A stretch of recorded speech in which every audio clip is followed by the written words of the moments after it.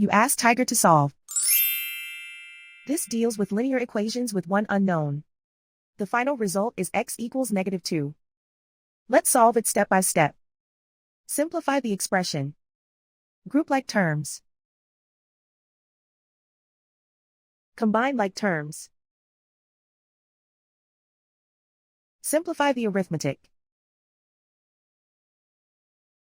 Group all s terms on the left side of the equation. Add 7x to both sides. Group like terms. Simplify the arithmetic.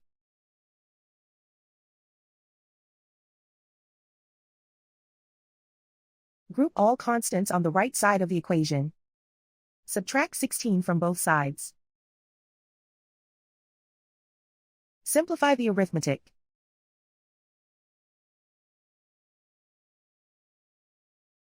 Isolate the s.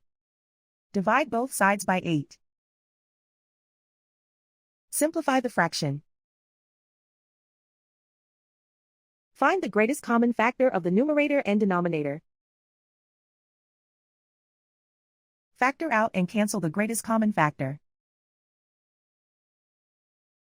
And so the final result is x equals -2.